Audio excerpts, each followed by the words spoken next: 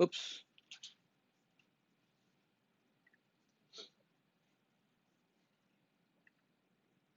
Okay. All right. So let's talk about normal forms. Right. So we saw that we're looking for functional dependencies to avoid redundancy. Right. We're looking for and we're trying to avoid redundancy because we want to avoid inconsistency. Right. And so we hinted at the fact that one way to deal with this functional dependencies and to fix it, oftentimes is the solution is to break out certain fields that were first together in the same schema, break it out into separate tables. Yes.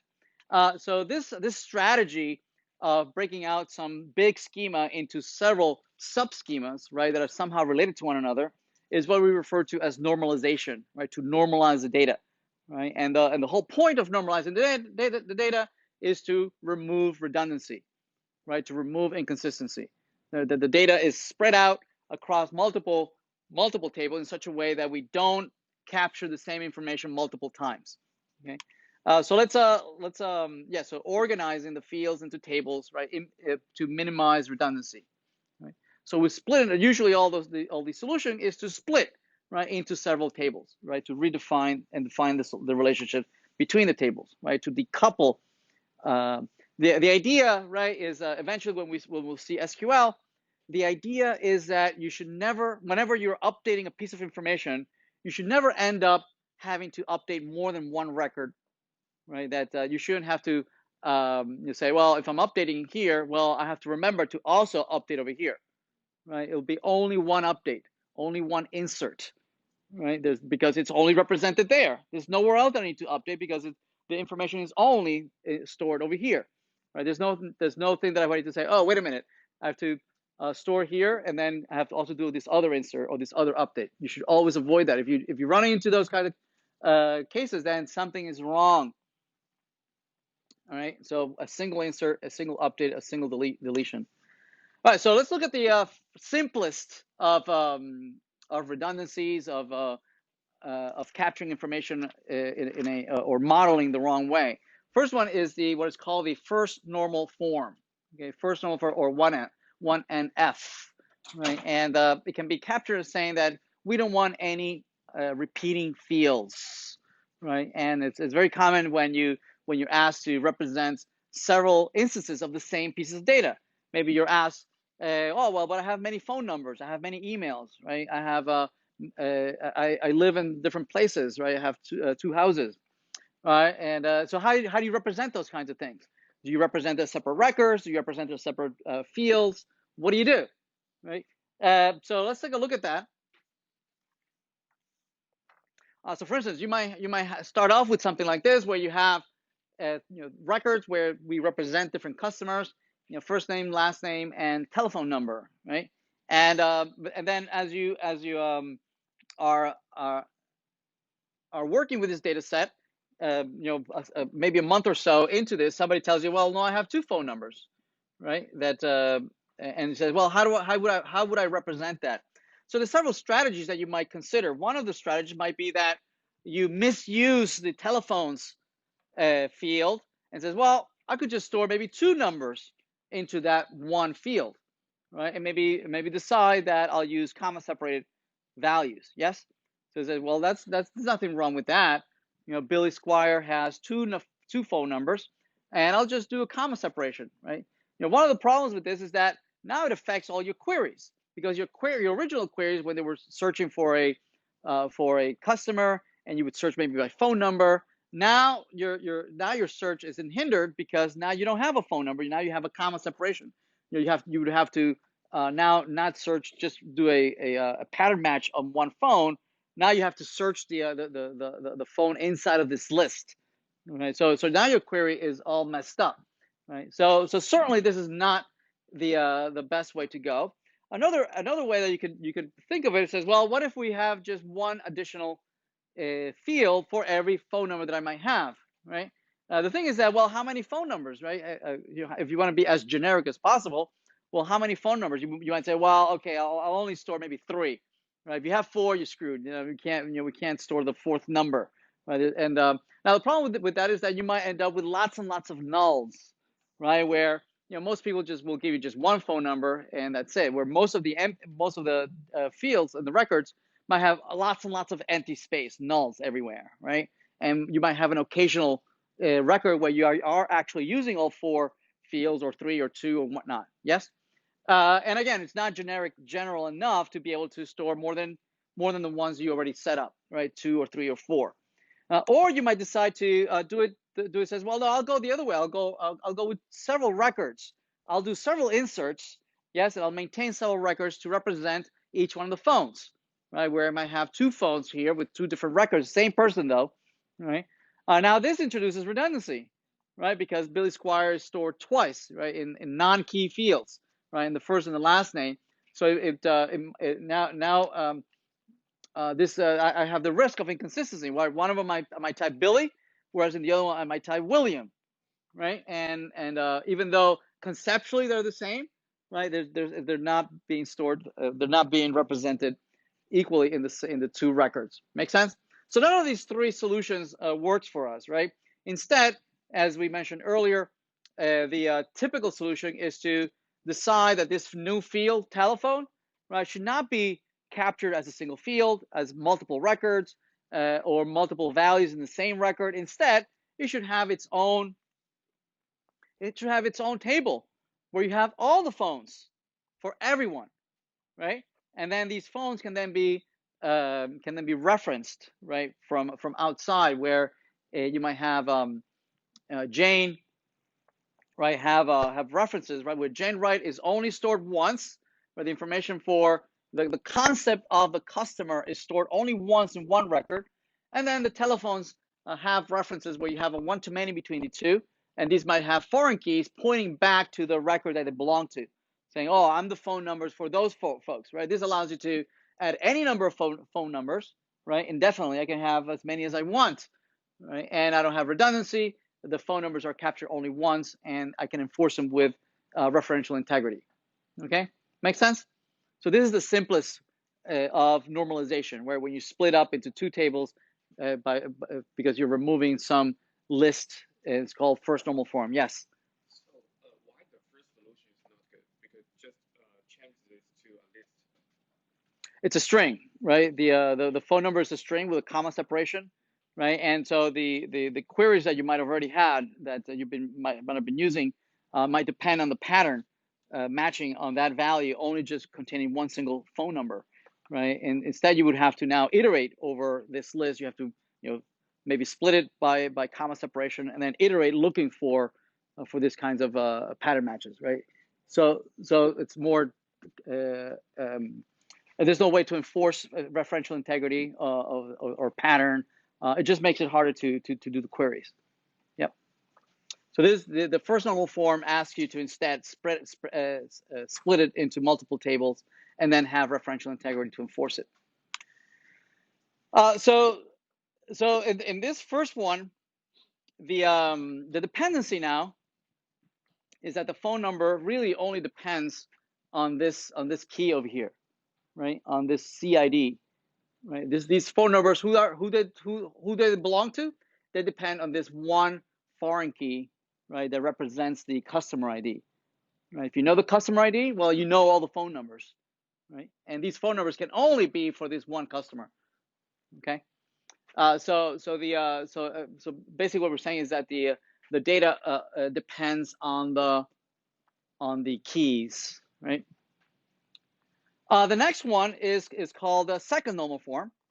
And to summarize the principle is that the fields, the non-key fields, should depend on the whole key, right? So they should depend on the key, on the whole key, right? And later we'll come up with saying, well, and nothing but the key, right? So on the key, on the whole key, and nothing but the key, right? So the first normal form, they depend on the key. This one depends on the whole key, meaning your key might be a composite key, right? It might be that you have a primary key that is not just one field, but it might be multiple fields. Yes? So here's an example where you have a table where you have a composite key. And the composite key is made up of these two fields, of course ID and semester. So here's course CS5200 is taught in semester 1 and semester 2 of 2009, and 5200 is taught in semester 1 and 1 for 2009 and 2010, right? So if this is a key, then obviously the combination between these two needs to be unique, right? It makes no sense to teach the same course in the same semester, well, unless you have multiple sections, right? Then, but the combination cannot be the same. Yes, right? If this is a composite key. All right, so let's take a look at the other fields, right? The non-key fields. So the other fields are, how many seats are available, and the name of the course. Now, if we look at these other fields, we'll realize that the course name has a dependency, and it has a dependency on the key, right? Notice that the database is the name of the course depends on the key cs5200. That's okay. We want that, right? We want that the non-keys have a full functional dependency on the keys. But notice that it does not depend on the semester. It doesn't depend on the semester. So it only depends on part of the key. It doesn't depend on the whole key, right? So this means that we could add some weird. There's no way to enforce this, right? That this database name for the database, right? We could type something else in there. We could mistype it. We could mistype it and say, oh, was it databases or relational databases, or is it introduction to databases? What was the title? I forget. Yes, we could misuse it. So there's a redundancy there, right? Because there's no way for us to enforce the databases on the CID. We need to enforce it on both of them, right? So a better solution, as we'll see in a minute, is to always now represent the name of the database of a course in a single place, right? We'll split this into two tables and have that foreign key depend on both of these.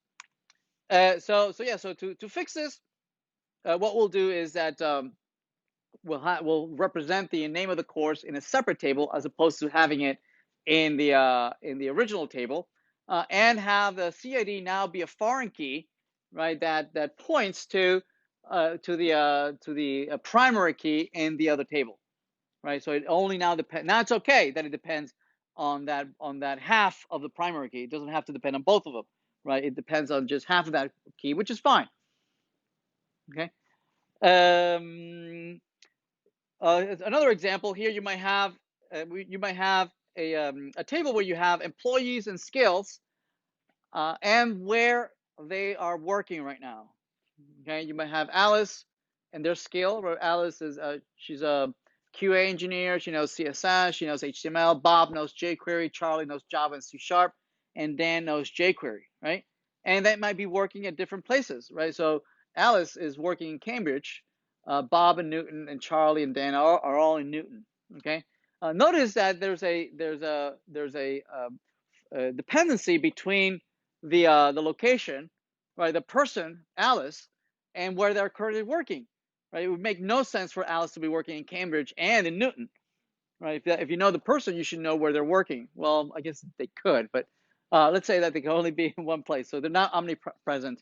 They can only work at that current location. So there's a dependency of the current location on the person.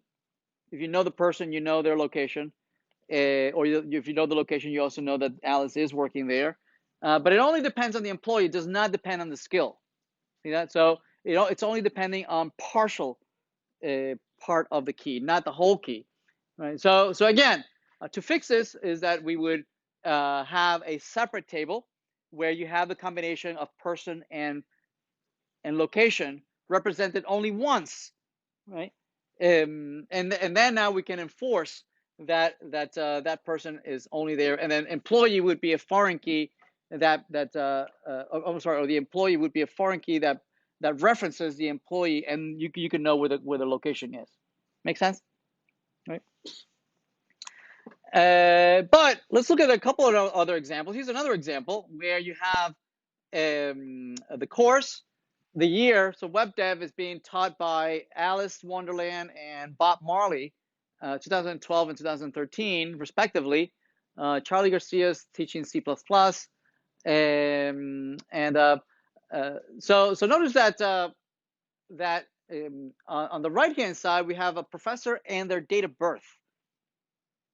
Okay, so it looks like there was a dependency there too, right? If we know the person, if we know the person, you presumably that person only has one date of birth, right? But notice that we're capturing it twice, right? We have presumably there's a dependency. If you know the professor, you know their date of birth. So Bart Marley, their date of birth and so on and so forth. And it would be inconsistent if I have Alice having two different date of birth, right? There would be an inconsistency there, right? But notice that I cannot enforce this anyway, right? There's no way for me to catch, and there's no way for the database to tell me no. You can't have that the same person having two different date of birth. There's no way to enforce it. So again, I have the risk of inconsistency. So how could I enforce it? So ideally, I would have this represented only once. Professor and the date of birth would be represented only once. Notice that here the dependency is between the fields, right? So again, to fix it, you're right. So the course and year is a primary key, and other fields that depend on them. So yeah, we could say that yes, Alice Wonderland, right, is teaching web dev in 2012, and Bart Marley is teaching in 2013 and whatnot, right? And there's a dependency there, but there's also dependency between the fields, right? So we don't want the dependency between the fields. It's not a full functional dependency. So we fix it with what we call third normal form, which says nothing but the key, right? The field should depend on the key, the whole key, and nothing but the key, meaning they should not depend between themselves, right? The field should not depend between themselves. They should only ever depend on the key. It's the whole key and nothing but the key. So again, to fix it, we're going to split this. We're going to represent the professor and their date of birth only once, right? And the professors over here now become foreign keys, right? Referencing the table where the professors are being captured, right? So if you want more information, right, where their date of birth is, where their office is, where they're tenured, any other information that is specific to that professor would be captured only once in that one single record. Make sense? All right. So there. See, there's a couple more normal forms. We're only going to look at these first three. There's 4NF. There's a few other, but we're only going to consider these three.